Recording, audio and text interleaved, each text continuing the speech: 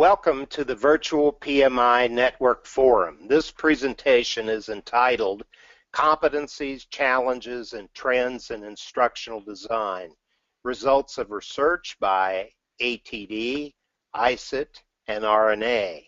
We hope that as registered education provider and as a registered consultant, that you'll benefit from this presentation and learn how to incorporate some of the findings about the learning to set your products apart from those of your competitors. My name is William J. Rothwell. As you see, I'm listed as a PhD, SPHR, CPLP Fellow. I'm president of Rothwell & Associates, LLC and Incorporated, as well as a professor at the Pennsylvania State University, University Park. Current works or projects, I have about 10 books currently in the works. One of those is the new edition of Mastering the Instructional Design Process, and my role in the study was overall lead. My name is Eileen Zaldiero. I'm a master's in educational leadership, and I also have my CPLP through ATD. I'm a senior partner at Rothwell & Associates, and also a PhD candidate at Penn State University.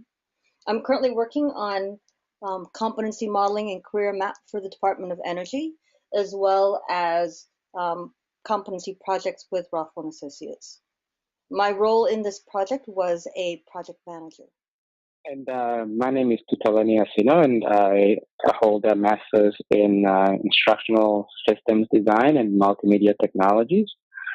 Currently at Penn State University, but will soon be starting at Oklahoma State as an assistant professor. My current projects are focused around the use of mobile devices in teaching, training, and overall education, as well as the adoption and diffusion into the rest of society. And my role in this project was a lead researcher of the project. My name is Jessica Briskin. I have my master's in instructional systems from Penn State. My current position is the senior learning design and developer at Affiliates Risk Management Services, Inc. We are a small nonprofit in the healthcare industry. I'm also currently a PhD student at Penn State University. My current work involves instructional design and mobile learning, and my role in this project was the researcher. Hi, I am Ann Parker, and I am the Community of Practice Manager at Association for Talent Development, or ATD. I currently expanded my role at ATD, and I am now the manager of the Senior Leaders and Executives Community of Practice, in addition to the Human Capital Community of Practice. So my current work and projects are really focusing around some offerings and resources for the senior leader community in talent development. And my role in the study was to act as the support and liaison between Rothwell Associates, ISET, and ATD. I want to thank you all for being here today for this webcast. And we're really excited to introduce to you some research that has taken us really a good year and a half or 2 years to gather and now put in a format presentable to all of you.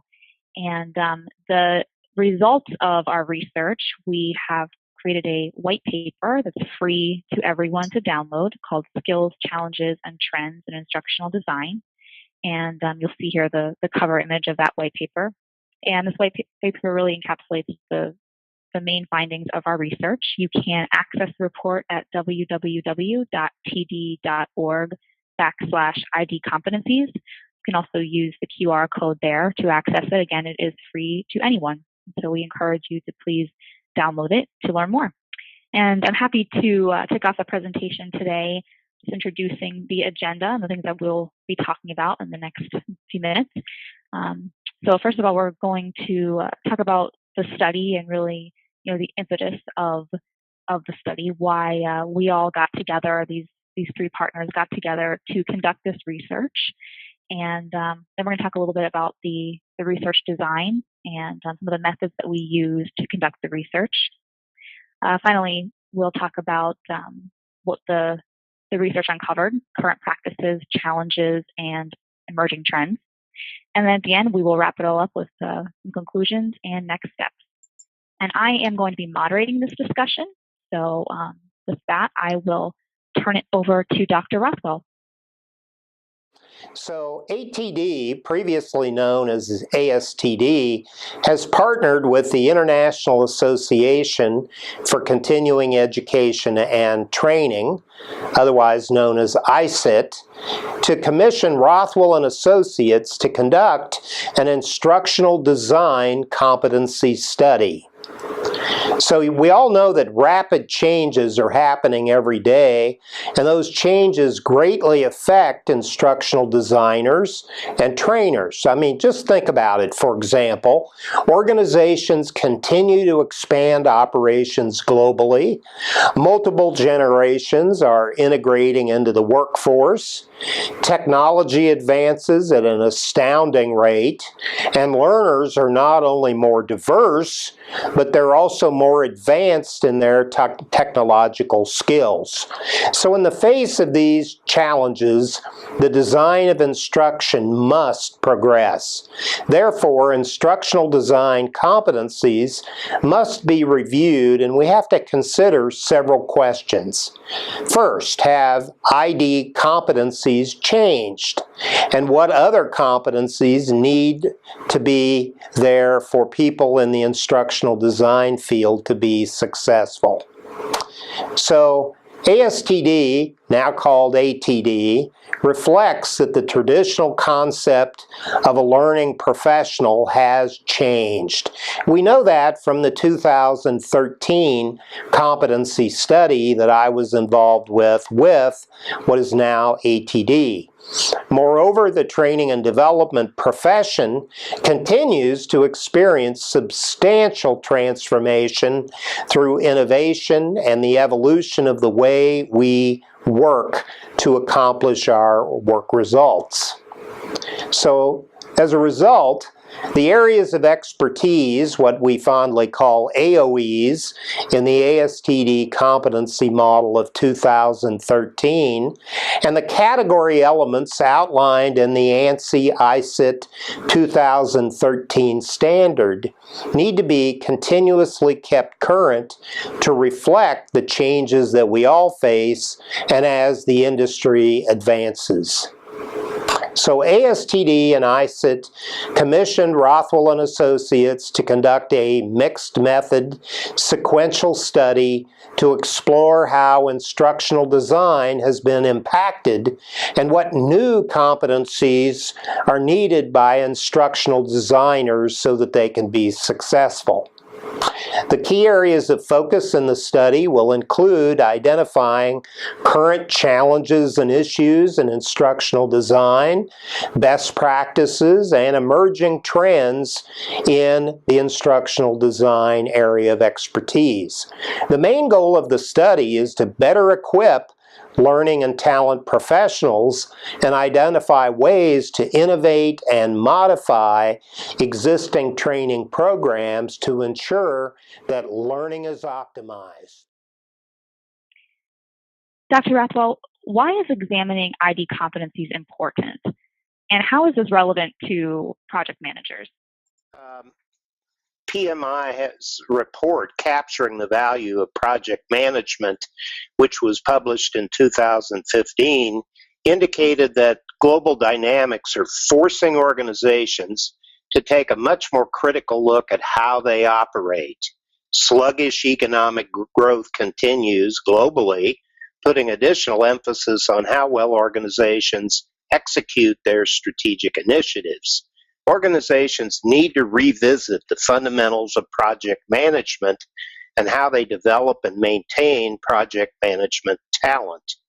Research shows that when organizations invest in development and training for professional project managers, they achieve superior project performance, execute strategic initiatives more successfully, and become high performers. So we know that there is an accelerated rate of change going on in the world today. We all must cope with it. ATD periodically does competency studies of the field, including instructional design, and we want to maintain the currency of that research at all times. Thank you, Dr. Rothwell. You briefly discussed the research design. Can you explain in more detail exactly how the data was collected? Thank you, Anne. This is Lean. What we implemented was an exploratory mixed method study. We did a literature review, and based on the results of the literature review, our team created an analysis of that literature review and developed a focus group questionnaire. And in that questionnaire, we asked several groups of people about their perspectives about instructional design. And that was the qualitative data collection section. Then created a survey which was distributed to the ATD member team. We analyzed both the qualitative analysis of the focus group as well as the quantitative data that we collected from the survey, and we were able to make analysis and interpretations of this research. Great. Can you tell us, Lean, a little bit about who participated in this study? Sure. So we had several different groups. We had mainly 5 different groups that we actually had a chance to speak with. One group was a virtual corporate group that Jessica, who was also one of our researchers, was able to lead. There were 2 women and 3 men, and this study was done, this focus group was done online, and we were able to invite an international population to come in and participate. We also had 6 participants from the university instructional designers who create courses specifically for online. And the last group that we also had was with ATD's Designing Learning Group. After collecting focus group data, we then went ahead and created a survey instrument based on that, on the conversations we had with participants from our focus group. And our survey had about 1,400 participants, 1,381 to be exact. The majority of the people who participated on this, you can see, female, 68%, and about 32% were male. The majority of the people who participated, as far as age range, were between 35 and 54. But as you can see, the distribution really varied from 25 all the way to about 74 years in age. As far as educational qualifications, we had a pretty widespread, but the majority of the people who participated in this study were college graduates. The majority of those having had master's degrees, and some having a bachelor's degree. And arguably this could be because from a university standpoint, a lot of the instructional design educational technology programs tend to be in graduate school. So as you can see from that, most of the people who participated in this study had at least a master's degree. We had a fairly wide representation of industries across the board.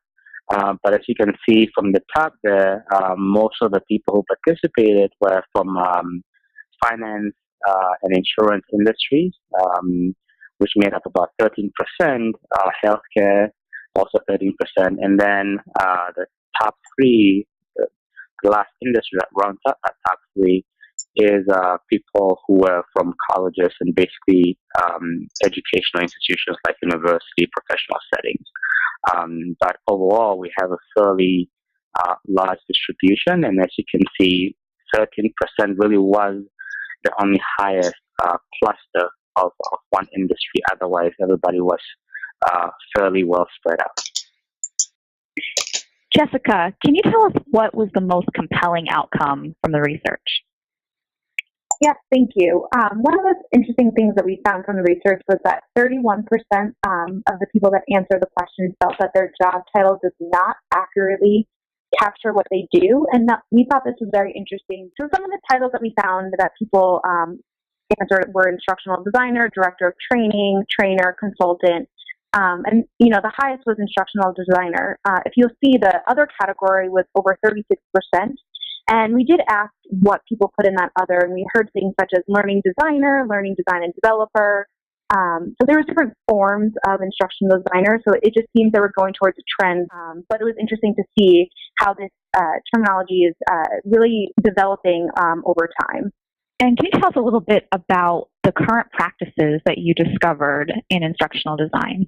So we asked what people are currently doing as instructional designers. We asked questions such as, how do you adjust your current practices to create effective learning for mobile devices? What impact are mobile technologies having on your training? So we focused on four main areas, and that was e-learning, game-based learning, responsive design, and social media or social learning. And under those categories, as I just stated, those are some of the questions we asked about mobile technologies. We also asked questions about, do your learners like games, or do they feel that they are childish? And the responses were a little bit surprising. People are not using mobile technologies as much as we thought they were. They are going towards it. I still think that, it's a developing area that we're learning a lot about, but not everyone is fully there. So it was interesting to see kind of the different industries, and especially the state that they're in. And, some people are more developed in certain areas while others are not. And then, for example, with social learning and social media, especially in the corporate areas, we saw that people weren't as adapting as fast into using social media and social learning. Could be just, I've talked to some people during the focus groups, could have been from, certain aspects of their company didn't allow it, or there could have been other reasons. But these are kind of the four main areas that we saw that were the current practices, but everyone was in kind of different stages in where they are with these areas. Thank you, Jessica. Let's shift now to talking about competencies. Tudolini, what did we discover about competencies? One of the things that the main overall finding that we found about competencies was the overall agreement among participants about how some of the skills and competencies that we have considered to be traditionally important in instructional design are still viewed as very important.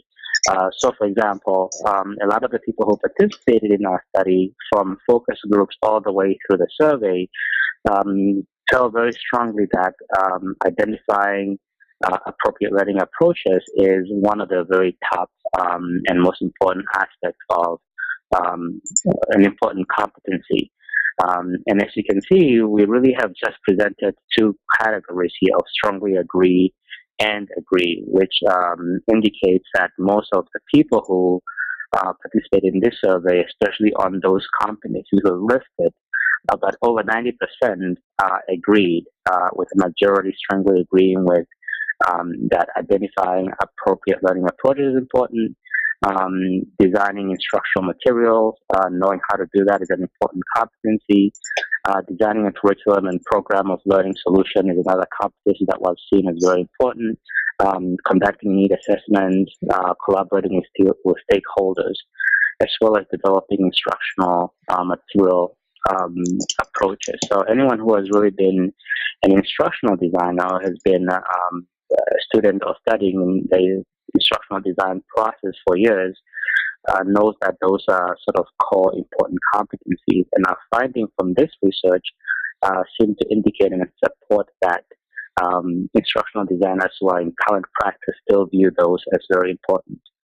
Thank you, Tudolini. So we've talked about some of the practices, competencies, and let's move on to challenges. Lean, what are some of the key challenges that instructional designers are currently facing?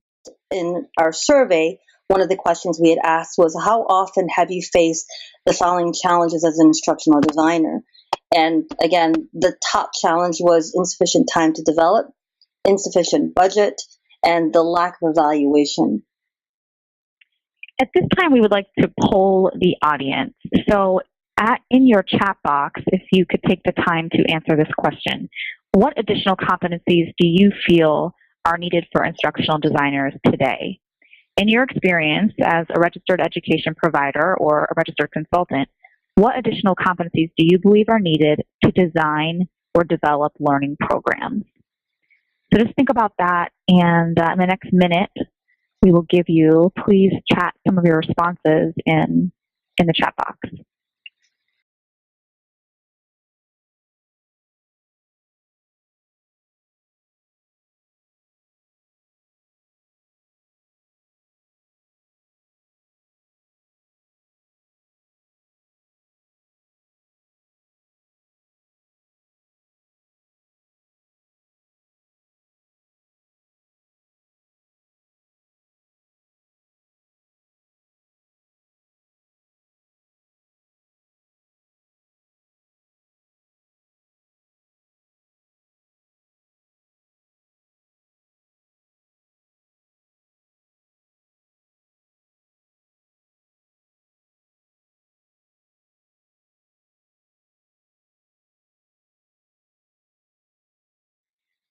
And when we asked this question at the annual ATD conference in Orlando this past May, the common responses from the audience were soft skills, multimedia, consulting, and graphics design. Those were kind of a handful of the big themes that participants at the session at the annual conference shared as competencies that are needed in the field of instructional design.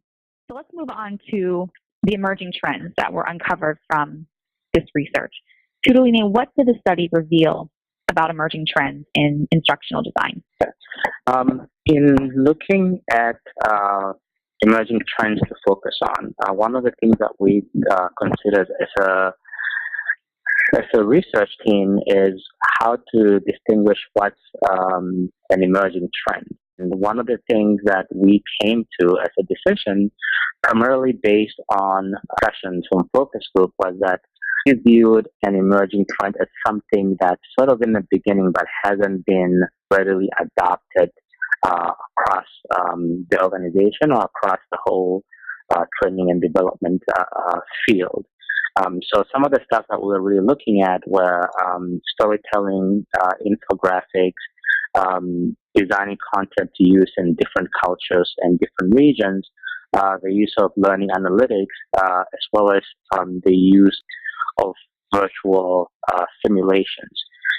So we asked our participants those questions, asking them how do they classify what's an emerging technology,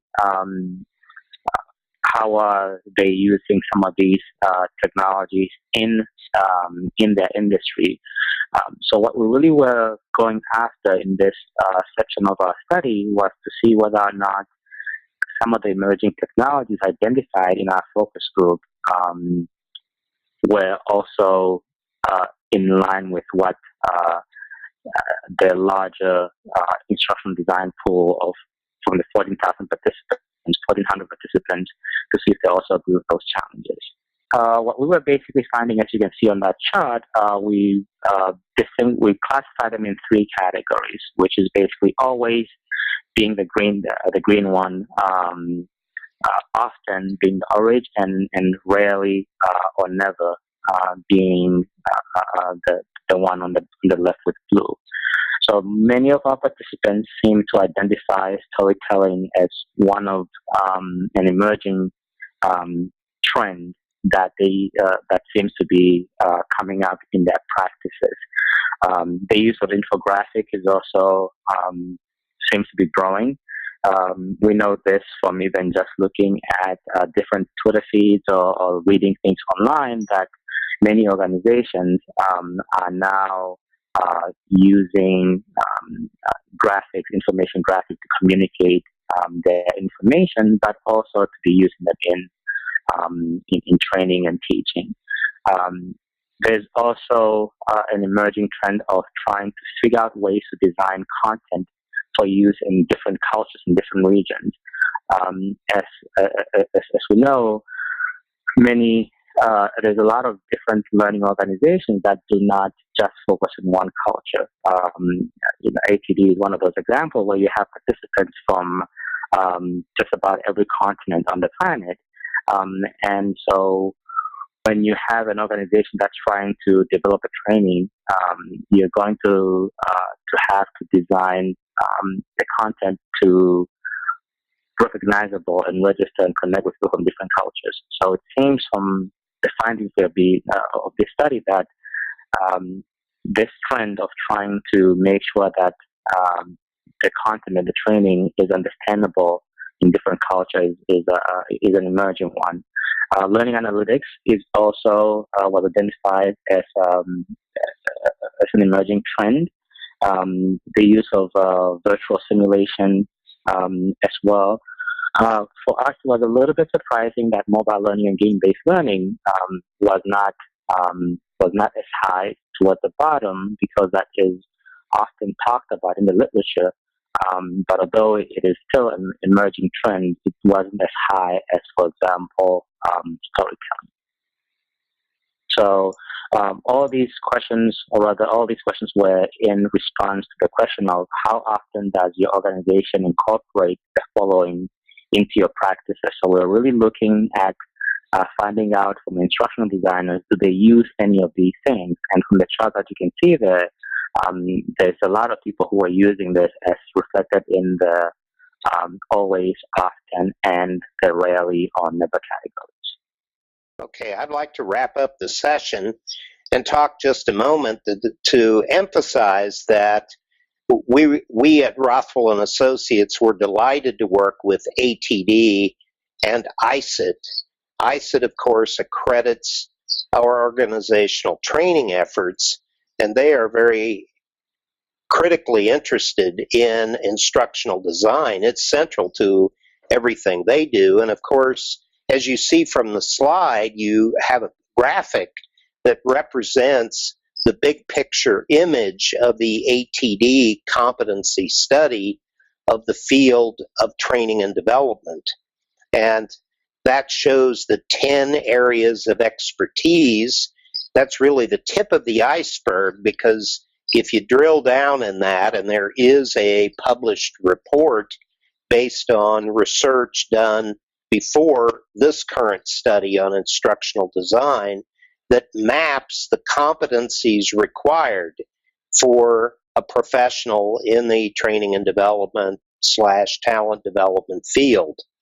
And we update that periodically. It is the foundation for ATD's CPLP, Certified Professional in Learning and Performance designation. So we have been delighted to work with them, and we encourage all of you to continue the discussion by following that ongoing threaded conversation at the following website, www.rothwellandassociates.com/competencies. In this session, we have been talking about the importance of maintaining professionalism in project management. This is critical for registered education providers and registered consultants at PMI.